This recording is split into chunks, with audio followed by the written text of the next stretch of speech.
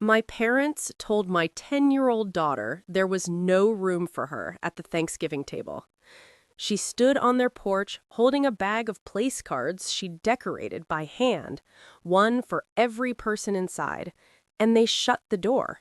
She walked almost 2 miles home in 31-degree darkness to an empty apartment. When I found out, I didn't scream. I made one phone call. 6 hours later, my parents received a certified letter. They weren't expecting who sent it. My name is Simone Hartwell, I'm 36, and my daughter Wren is 10.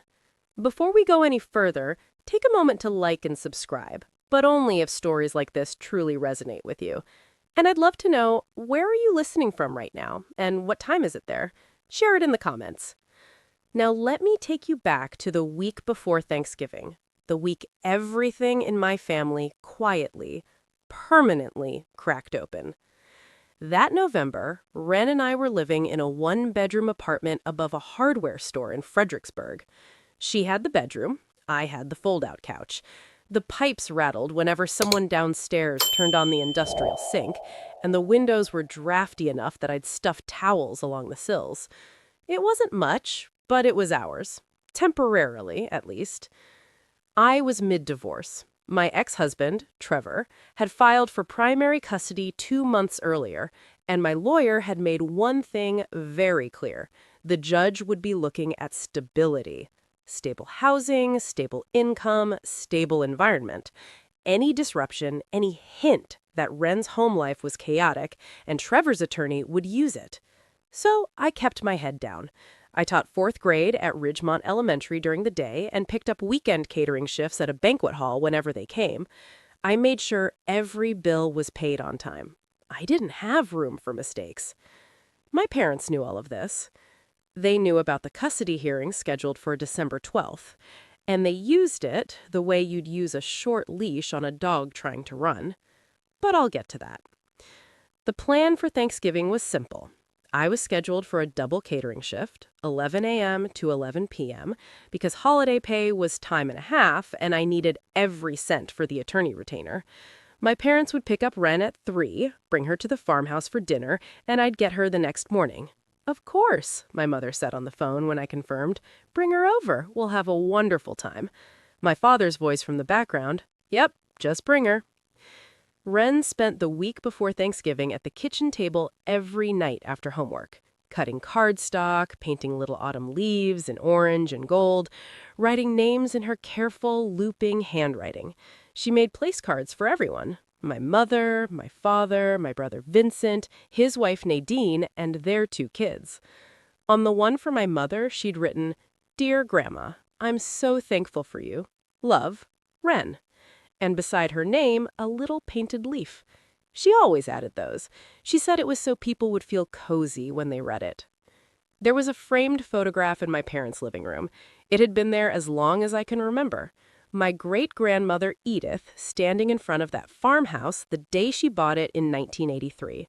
On the back, in her handwriting, "For my family. All of them." I remember being maybe 11, visiting Grandma Edith at the farmhouse, and her putting her hand on my shoulder.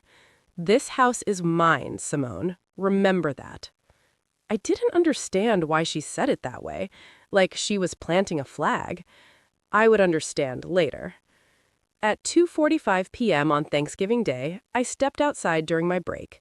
I kissed Wren's forehead in the parking lot of the banquet hall, watched her climb into my mother's car with her bag of place cards and her hopeful face, and I walked back inside to finish my shift. That was the last time I saw my daughter smile for days. I should give you some history, because what happened on Thanksgiving didn't come out of nowhere. It was the loudest note in a song that had been playing my entire life. In the Hartwell family, there were 2 kinds of children, the investment and the expense. Vincent was the investment. I was the expense. Vincent dropped out of business school after 2 semesters. My parents covered every dime of his tuition and then bought him a truck when he said he needed reliable transportation for job interviews. I put myself through college on federal loans and weekend shifts at a grocery store deli counter. When I graduated, my mother said, "Well, at least you finished something." When I got married, my mother told me to keep it small. A backyard ceremony is fine, Simone. No need to go overboard. When Vincent married Nadine 3 years later, my mother booked a country club with a live band and wrote a check I wasn't supposed to know about. She called it an investment in his future. When my marriage fell apart, she said, a woman should know how to keep peace in her own home. When Vincent and Nadine hit a rough patch last year, something about credit card debt, she said, Nadine needs to learn patience. Marriage takes compromise. And then there was how they treated Wren. Vincent's 2 kids, Brayden, 6, and Chloe, 4, were my angels. My mother posted them on social media every week, matching outfits at the pumpkin patch, Easter baskets overflowing with chocolate, my mother's grandchildren front and center. Wren was Simone's daughter, sometimes just the girl. Last Thanksgiving, the one before this, Wren had been placed at a card table in the hallway while everyone else sat at the main dining table. When she asked why, my mother said, the big table is for immediate family, Wren. Wren looked at her. Am I not immediate family? My mother changed the subject. I swallowed it. I was 1 month into the divorce filing, sleeping on a fold-out couch and terrified that one wrong move would cost me my daughter in court. So I swallowed it the way I'd been swallowing things from that family for 30 years. But someone else heard about that moment, through a phone call I didn't know had happened. Grandma Edith. She'd heard, and she hadn't said a word. Not yet. She was waiting. I just didn't know for what. My mother, Lorraine Hartwell, was 61 years old and never met a room she couldn't control. At church, she organized the holiday food drive and remembered everyone's birthday. She brought flowers to every hospital visit and casseroles to every funeral. Neighbors called her thoughtful. She liked that word. She collected it the way some people collect compliments, carefully and where everyone could see. At home, Lorraine decided who was invited to dinner, who sat where, who spoke, and when. My father, Warren, 64, retired early from the electric company. He sat in his armchair and agreed with whatever she said. His silence wasn't neutral. It was a vote. Vincent was 31 and had never paid rent in his life. He worked in sales at a flooring company, made decent money, and spent like he made twice that because our parents covered the difference. He and Nadine lived in the upstairs apartment of the farmhouse. Grandma Edith's farmhouse. Free. Every week, my mother would call me. Not to ask how I was, but to remind me not to make things difficult before the custody hearing. The implication wasn't subtle. If you make waves, you won't have a place to land, and the judge will hear about it. Once, I walked into her kitchen and saw her close her laptop quickly. The screen had a wedding venue website open, the Host Your Event page. I didn't think much of it then. That was a mistake. Everything I'm about to tell you comes from 3 sources. What Wren told me afterward, the voicemail she left on my phone, and the call log on an old phone I'd given her for emergencies. I wasn't there. I was refilling champagne glasses at a wedding reception when it happened, but I've heard the story enough times now that I can see it, every detail, like I was standing on that porch myself. 4:45 p.m. My mother's car pulled up to the farmhouse. The windows were glowing warm. A wreath hung on the door. Inside, laughter, the sound of football on television, the smell of turkey and sage drifting through the cracks. Wren walked up the porch steps with her bag of place cards. My mother let her in. Wren stood in the hallway, hearing voices from the dining room. Vincent, Nadine, the kids, Warren. She started to take off her coat. Then my mother disappeared into the kitchen. Wren heard low voices. Her name. Vincent's voice, then my mother's. Then silence. 4:58 p.m. My mother came back out. Her face had changed. The warmth was gone, replaced with that polite, practical expression she wore when she was about to say something cruel and call it reasonable. "Wren, sweetie, we've got a little problem. The table is full. Vincent's in-laws came last minute. There's just no room. You should probably head home. Your mom will be back in the morning." Wren looked at the bag in her hands. "But I brought place cards. For everyone." My mother glanced at the bag the way you'd glance at a flyer someone hands you on the street. "That's sweet. Just leave them on the porch. We'll look at them later." Behind my mother, my father stood in the hallway. He said nothing.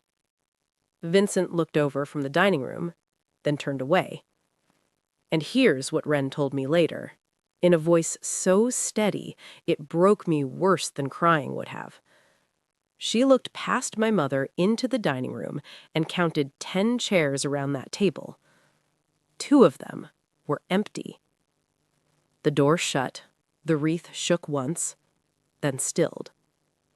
My daughter stood on that porch alone, holding a bag of place cards nobody wanted, and she didn't cry. She just turned around and started walking. It was 31 degrees. I know because I checked the weather log afterward. November 28th, Fredericksburg, Virginia, 5 p.m., 31 degrees Fahrenheit. Wind chill, 24. Light flurries starting. Wren walked 1.8 miles from the farmhouse to our apartment. I mapped it later, standing in my kitchen, staring at the little blue line on the screen like it could explain something. 1.8 miles past houses with porch lights on and families gathered inside. Down Route 3, where the sidewalk disappears near the tire shop and you have to walk on gravel. She carried the bag the whole way, every place card. She didn't leave them on the porch like my mother told her to. She brought them home. The apartment was dark when she got there. I'd turned the heat down to 58 before I left. No point warming an empty place, I'd thought. She unlocked the door with the key I'd given her, turned on one lamp, and sat on the edge of my fold-out couch, still wearing her coat. At 5:41 p.m., she tried to call me. No answer. I was carrying a tray of champagne glasses. At 5:43, she tried again. Voicemail. At 5:46, she called my best friend, Denise, the emergency contact I'd programmed into that old phone. Denise picked up on the second ring. She told me later that when she heard Wren's voice, calm, small, precise, she grabbed her keys before the sentence was finished. At 5:49 p.m., Wren left me a voicemail. 19 seconds. I've listened to it more times than I'll ever admit. "Mom, Grandma said there's no room. I walked home. I'm okay.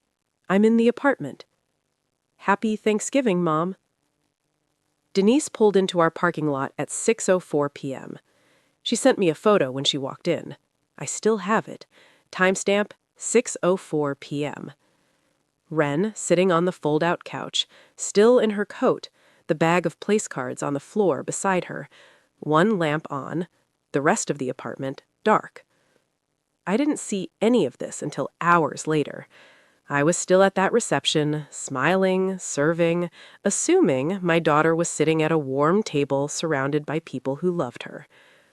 I was wrong. I checked my phone at 10:47 p.m. during my 15-minute break. 4 missed calls from Denise, 1 voicemail from Wren, 0 calls from my mother, 0 texts from my father, 0 from Vincent. I listened to the voicemail first. 19 seconds. I stood in the back hallway of the banquet hall, next to a rack of dirty linens and a mop bucket, and I listened to my 10-year-old daughter wish me happy Thanksgiving from an apartment she should never have been in that night. Her voice was steady, a little thin, not crying. Worse than crying, because it meant she'd already decided this was something she was supposed to handle on her own. I played it again. Then one more time, because some part of me was waiting for it to stop being real. Then I called Denise. She answered immediately. "She's fine. She's asleep. She's at my place." And then quieter, Simone, she walked home alone in the dark on Thanksgiving. Denise had already sent me the photo by text. I opened it. My daughter, still in her coat, sitting on the fold-out couch, one lamp on, that bag of place cards on the floor beside her, timestamp 6:04 p.m., November 28th, 2019. I looked at that image for a long time. I looked at the way the light hit only half her face, the way the rest of the apartment behind her was just shadows. Dark furniture, no decorations, no people. I said, "Thank you, Denise. I'll finish my shift." She paused. "Simone." "I'll finish my shift," I said again. And I did. I went back to the reception hall. I cleared plates. I refilled water glasses. I smiled at guests who were dancing and laughing and holding their families close. I did not call my mother. I did not call my father. I did not call Vincent. There was nothing left to discuss. From that point on, there was only documentation. When my shift finally ended, 15 minutes past 11, the reception running late, I sat in my car in the parking lot for maybe 5 minutes. Engine running, heat on, phone in my hand. I scrolled through my contacts and stopped on one name, Edith Hartwell. I didn't call yet, not at this hour, but I would, and when I did, things would begin moving in a direction my parents had never once imagined, because they had spent 16 years in a house they thought was theirs, and they never bothered to read the paperwork that said otherwise. The next morning, November 29th, I picked up Wren from Denise's house at 7 a.m. She was quiet in the car, not sulking, just somewhere else. She held the bag of place cards in her lap the whole way home. She hadn't let go of it. When we got inside, she set them on the kitchen table, all 6 of them, painted leaves curling slightly at the edges from being carried through the cold, and she said, "I don't think Grandma wanted these, Mom." I knelt down in front of her. "Wren, Grandma did what was wrong. It wasn't about the place cards. It wasn't about you." She looked at me with eyes that were too old for 10. "Then why did she shut the door?" I didn't have an answer, not one that would make sense to a child, not one that made sense to me. So I just held her. That afternoon, while Wren was mapping, I opened my laptop and created a folder. I named it Receipts. I saved everything. The voicemail, audio file, transcribed, the photo from Denise, timestamped, saved, the weather data from that night, 31 degrees, wind chill 24, light flurries. I wrote a timeline, every call, every minute. And then I picked up the phone and called Grandma Edith. She picked up on the 3rd ring. That voice, thin now, but precise, like a blade sharpened so many times it had become narrow, but still cut clean. "Simone, you're calling early. What happened?" I told her everything. Wren at the door, the no room excuse, the 2 empty chairs, the walk home, the dark apartment, the voicemail. Grandma Edith went silent. Not the silence of someone who didn't hear, the silence of someone counting. I waited. 10 seconds. I know because I counted too. Then she spoke, and her voice hadn't changed a fraction. "That dining table fits 10 chairs, Simone. I bought every one of them, and you're telling me 2 sat empty?" I told her about the place cards, about Wren carrying them home, about the question she asked me that morning. Why did she shut the door? Another silence. 5 seconds this time. "I already knew something was wrong," Grandma Edith said. "Last Thanksgiving, Wren called me to say happy holidays, and she told me she had to sit at a little table by herself. I asked Lorraine about it. Lorraine said Wren preferred it that way." A breath. Tired but sharp. I believed her. I will not believe her again. I almost told her then about the laptop, about the wedding venue page I'd glimpsed on my mother's screen. But something told me to check first, to confirm before I said something I couldn't take back. That night, after Wren was asleep, I opened my phone and searched. I typed in the address of the farmhouse, then I added one word: wedding. It took 4 seconds. Hartwell Barn Weddings, rustic Virginia venue. A full website, professional photos, the barn behind the farmhouse, Grandma Edith's barn, strung with fairy lights and draped in white linen, rows of wooden chairs facing an altar made of reclaimed wood, a pricing page, a calendar, a contact form. Host: Lorraine H. I scrolled through the gallery. Brides in white, grooms in suspenders, guests toasting under string lights. My mother's barn, my mother's tables, my mother's chairs. Except none of it was hers. I clicked on the reviews. 31 5-star reviews over 2 years. One of them, posted 8 months ago, caught my eye. Lorraine was such a gracious host. She even showed us old family photos in the farmhouse. Felt like we were part of the family. Family photos, in Grandma Edith's farmhouse, shown to strangers for money.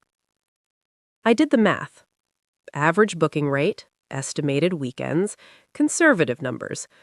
Over 2 years, my mother had likely earned somewhere between $40,000 and $60,000 from a property she didn't own, using a barn she had no right to rent, without ever telling the woman whose name was still on the deed. I screenshotted everything: the website, the pricing page, the reviews, the gallery. Each file went into the folder. Receipts. Staying subscribed means staying aware of truths people try to hide, and what I found that night, my mother had hidden it from everyone, even the woman who trusted her most. I called Grandma Edith the next morning. "There's more," I said, "and you need to see it." I drove to Charlottesville on November 30th. Wren stayed with Denise for the afternoon. The assisted living facilities smelled like lavender, air freshener, and cafeteria soup. I found Grandma Edith in her room, sitting upright in her wheelchair, dressed in a green cardigan buttoned to the top. Her white hair was pinned back. Her eyes were clear. 91 years old, and she still looked like a woman waiting for someone to underestimate her. I handed her my phone. She studied the screen in silence. The wedding venue website, the pricing, the photos of the barn, her barn, lit up like a showpiece. 31 reviews from strangers who danced on her property. She scrolled slowly. Her jaw tightened. "How long?" she asked. "At least 2 years, maybe longer." She set the phone down on the tray beside her. "I told Lorraine that barn had a roof leak. She said it wasn't safe to use." Her voice was flat. "She said she'd get it inspected. She never mentioned an inspection. She never mentioned any of this." I sat on the edge of her bed. "Grandma, the house, the barn, is it—" "It's mine." She cut me off, but gently. "It's always been mine. I set up a trust in 2006. I'm the trustee. Lorraine and Warren are just living there. No lease, no rent. I let them stay because I thought they were taking care of things." She looked at the phone again. "They've been taking, all right, just not care." She reached for the landline beside her bed and dialed a number from memory. "Patricia, it's Edith Hartwell. I need to speak with Harold. Today." Harold Keene, Grandma Edith's estate attorney in Charlottesville. He'd set up the trust in 2006 and handled every update since. I'd met him once when I was 19. Quiet, careful, the kind of man who wore reading glasses on a chain and never forgot a clause. 2 hours later, I was sitting in Harold Keene's office downtown while Grandma Edith joined by speakerphone from the facility. Harold laid it out plainly. The farmhouse was held in the Edith Hartwell Revocable Living Trust. Grandma Edith was sole trustee. Lorraine and Warren had no ownership interest whatsoever. They were permissive occupants, allowed to stay at the owner's pleasure. That pleasure could be revoked with 30 days written notice. If Lorraine has been generating income from trust property without the trustee's knowledge or consent, that may constitute conversion of trust assets. I'll need everything you have: website, screenshots, booking estimates, all of it. I nodded. I have it. Grandma Edith's voice came through the speaker, steady as iron. Harold, I want two things: a 30-day notice to vacate, addressed to Lorraine and Warren, and an amendment to the trust removing them as beneficiaries. Simone becomes sole beneficiary. Wren becomes contingent. I stared at the phone. Grandma! This is not a discussion, Simone. That house was meant for family. All of them. What Lorraine did to Wren, to me, that is not family. That is a transaction I never agreed to. Harold made notes. I'll have the notice and the amendment drafted by tomorrow. I'll bring it to the facility for signature, notary and witnesses arranged. Grandma Edith thanked him and ended the call. Harold looked at me over his reading glasses. Miss Hartwell, you understand what's about to happen. I did. In 48 hours, a certified letter would arrive at farmhouse, and my parents would learn for the first time in 16 years that the ground beneath them had never been solid. The certified letter arrived at the farmhouse on December 2nd. I know the exact time because USPS tracking showed it. Delivered 1:47 p.m., signed by L. Hartwell. My mother called me at 2:03 p.m., 16 minutes after she opened the envelope. I was in my classroom, grading spelling tests during my planning period, when her name appeared on my screen. I let it ring 3 times, then I answered. Her voice was different. Not the smooth, managing Lorraine I'd heard my whole life. This was high-pitched, unraveling, shaking at the seams like a wall with the studs pulled out. What is this? What did you do? This says we have to leave in 30 days. This is our home, Simone. I watched a 6th grader walk past my door with a hall pass. I let my mother's words settle into the silence between us. Then I said, evenly, it's Grandma Edith's home. It's always been Grandma Edith's home. Your grandmother is confused. She doesn't know what she's signing. I will contest this. I will take this to court. She was evaluated by her physician last week, Mom. She's competent. The amendment and the notice are both valid. Harold Keene reviewed everything. I heard Warren in the background, muffled, agitated. Then his voice, closer, like he'd taken the phone. Simone, this is ridiculous. We've lived here for 16 years. You can't just... I didn't. Grandma Edith did. You have 30 days. He went quiet. Lorraine grabbed the phone back.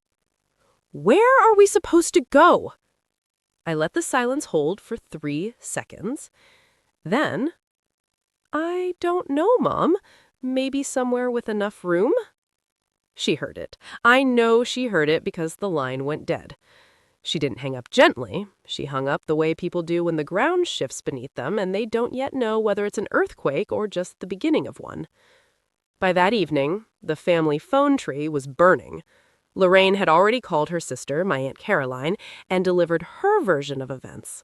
Simone manipulated her elderly grandmother. Simone is trying to steal our home. Simone has always been jealous of this family. Aunt Caroline called me at 7:15 p.m. Her voice was soft with concern that wasn't really for me.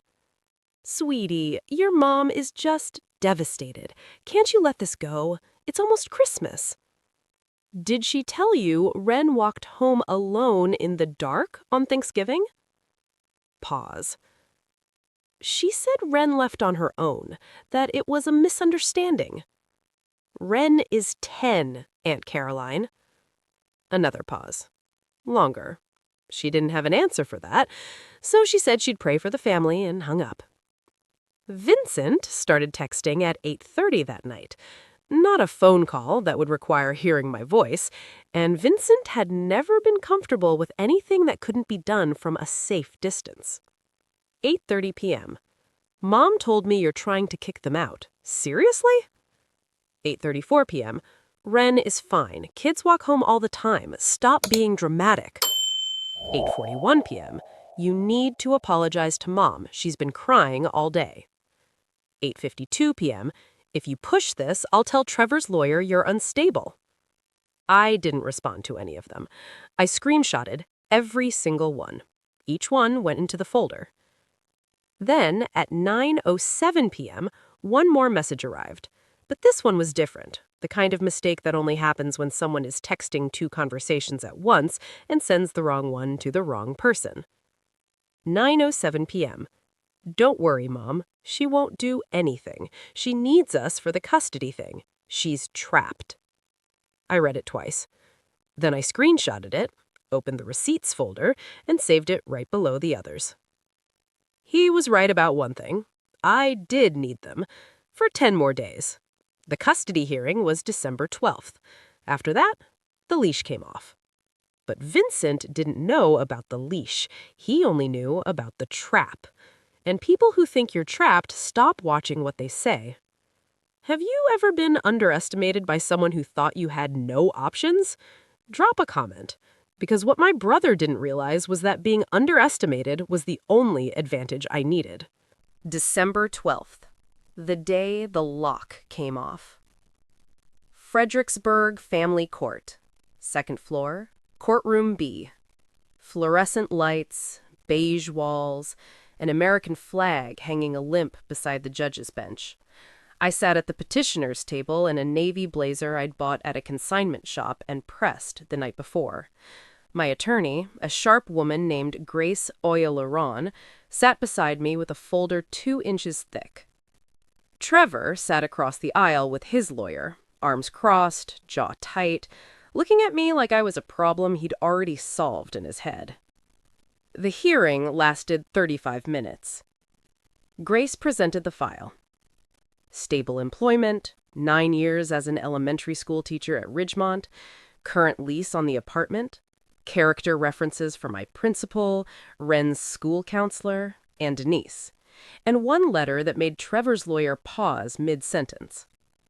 A letter from Harold Keene confirming that I would be moving into a family-owned property in the near future as the named beneficiary of the Edith Hartwell Revocable Living Trust. Stable housing, stable income, stable life. Trevor's attorney tried to argue instability, the small apartment, the catering shifts, the divorce itself, but he had nothing concrete. No evidence of harm, no evidence of neglect. And the one card my mother had threatened to play, calling me an unfit mother, never materialized. Lorraine didn't show up. She didn't submit a statement. I don't know if she chose not to, or if she was too busy dealing with the second certified letter that had arrived at the farmhouse that very morning, the demand letter. Harold had spent the past week building the financial case. He'd submitted a formal records request to the wedding venue platform and received a full earnings summary for the host account registered to Lorraine H. 2 years of bookings, payout amounts, calendar availability, occupancy rates. Total gross income from Grandma Edith's barn, $47,600. The demand letter was 3 pages. Clean, clinical. It cited Virginia law on conversion of trust property income, and it requested full restitution within 60 days, or the trust would file a civil lawsuit. I didn't know about the second letter until later, but I like to think my mother was reading it at the exact moment the judge signed my custody order. The ruling came at 10:55 a.m. Full physical custody to me. Trevor would have scheduled visitation every other weekend, alternating holidays. The judge signed, the clerk stamped, Grace handed me a copy. I walked out of that courthouse holding 2 pieces of paper. One said, my daughter was mine. The other, the trust amendment, said my silence was over. That afternoon, I picked Ren up from school. She climbed into the car, dropped her backpack at her feet, and looked at me. Did we win? I smiled. First real smile in 2 weeks. Yeah, baby, we won. She nodded once, like she'd expected nothing less. Then she pulled out a granola bar and asked if we could get pizza for dinner. We got pizza. And that night, while Wren was asleep, Lorraine called one more time. I didn't answer. I let it go to voicemail. She didn't leave a message, but I imagine she was beginning to understand that the daughter she thought was trapped had just walked out of the cage and taken the keys with her. The 30-day deadline fell on January 1st. I know because I'd counted every single one of those days the way a teacher counts down to summer break. Precisely, with a quiet awareness that the calendar was doing the work I couldn't do myself. Harold emailed me the evening before. Deadline is tomorrow. If they don't vacate, I'll file the unlawful detainer action with the General District Court first thing the next business day. I drove past the farmhouse that afternoon. I didn't stop. I didn't pull into the driveway. I just slowed as I passed, the way you slow past an accident on the highway. Not because you want to look, but because something in you needs to know. Both cars were in the driveway, lights on in the kitchen. A Christmas wreath still hung on the door, dried out, browning at the edges. Nobody had taken it down. They weren't leaving. That evening, Lorraine texted me. Not a phone call this time, just 7 words on a screen. "We're not leaving. This is our home." I forwarded it to Harold. His reply, "Filing tomorrow." Vincent had read the room, at least. He and Nadine found an apartment in Stafford. Small, 1 bath, the deposit paid by Nadine's parents. He'd texted me the day before, his last message in what had become a very short thread. "I moved out. I'm done with this. But you should know, Mom is telling people you're going to have her arrested." I didn't respond. The next morning, Harold Keene walked into the General District Court in Fredericksburg carrying a filing folder 3 inches thick. Inside that folder was 30 days of silence, 31 reviews worth of evidence, and one 91-year-old woman's refusal to let her family be redefined by the people who'd stolen from it. The filing went in at 9:15 a.m. The clerk stamped it, assigned a case number, and scheduled the hearing for 12 days out. Virginia moves fast on unlawful detainer. The law doesn't like ambiguity about who owns a house and who doesn't. Wednesday afternoon, a process server walked up the porch steps of the farmhouse and knocked. Warren opened it. The server handed him 2 copies of the summons, one for him, one for Lorraine, and had him sign the acknowledgement of service. Warren looked at the papers, then at the server, then back at the papers. His face, the server noted in the affidavit of service filed the next day, went gray. Lorraine wasn't home. She was at a church meeting, which meant Warren had to deliver the news. Himself. I don't know exactly what that conversation looked like. I know the result. Lorraine tried to hire a lawyer, a general practitioner from a strip mall on Route 1. His name was Dale something, and his first move was to send Harold a letter claiming implied tenancy based on 16 years of continuous residence. Harold's response was 4 pages. Attached, a certified copy of the trust deed showing Edith Hartwell as sole owner and trustee, a physician's letter confirming Edith's cognitive competency, the signed notarized trust amendment, and, like a grenade tucked politely into the final exhibit, a complete summary of the wedding venue income. The final paragraph read, "Should your clients wish to dispute this notice in court, we are prepared to present the full earnings documentation before a judge. We welcome the opportunity." 2 days later, Dale withdrew from the case. Lorraine couldn't find a replacement. No one wanted to argue against paper that clean. The hearing was set for January 14th, and my parents are about to learn what happens when you build your whole life on a house that was never yours. The hearing was on January 14th.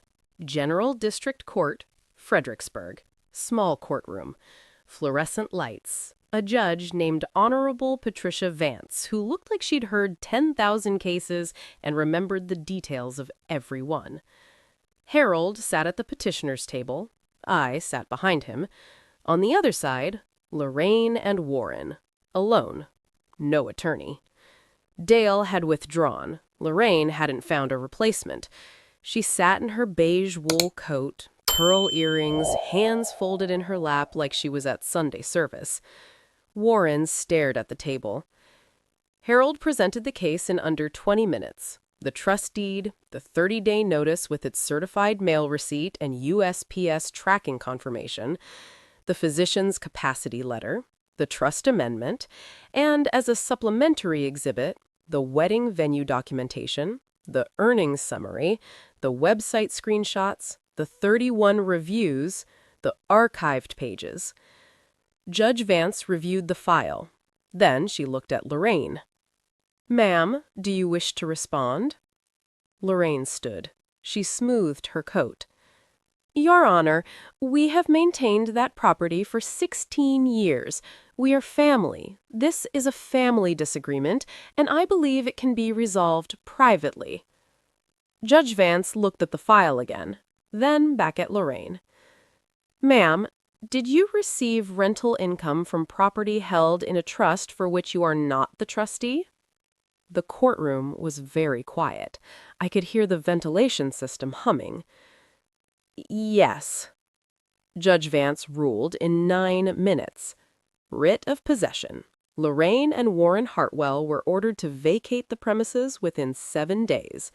Regarding the wedding venue income, the judge noted that the trust had standing to pursue a civil claim for conversion and recommended the parties either mediate or proceed to circuit court. Lorraine cried.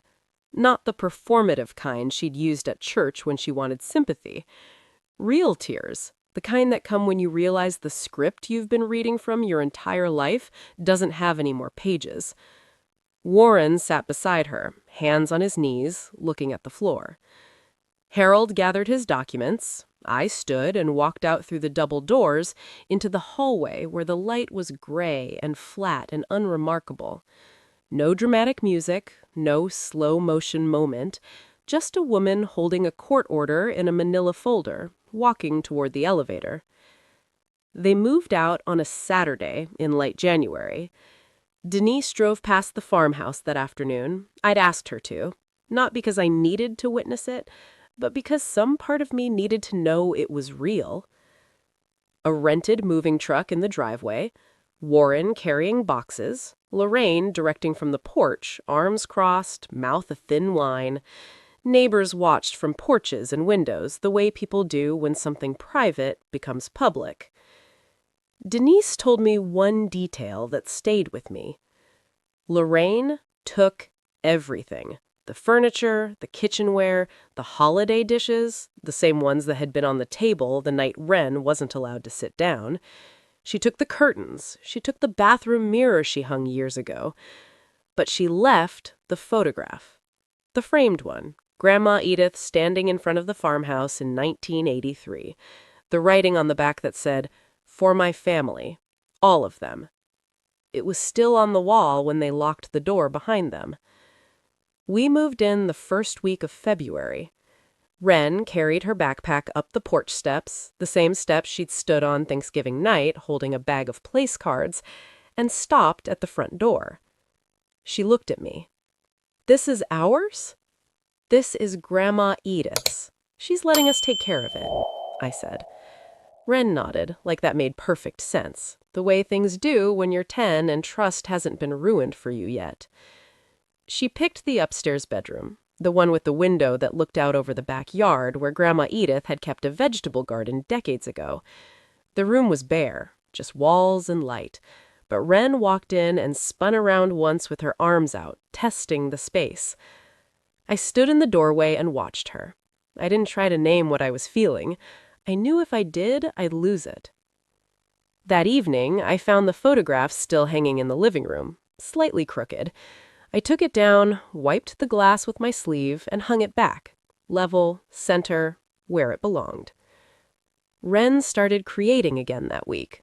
Not place cards this time, something new, a painting on butcher paper that she unrolled across the kitchen table. A farmhouse, a long table in the center, 10 chairs drawn carefully around it. Each chair had a name tag: Grandma Edith, Mom, Denise, and in the middle, the chair with the best view of the window, Wren. She didn't draw herself at a little table anymore. She drew herself at the big table, and every name tag had a small painted leaf beside it. That's our story, mine and Wren's. If it meant something to you, if you've ever had to choose between keeping the peace and protecting your child, or if you've ever been the one standing at that door, I'd love to hear from you in the comments. Have you ever stayed silent to protect someone you love, even when it hurt you? Subscribe if you haven't already, and thank you for staying until the end.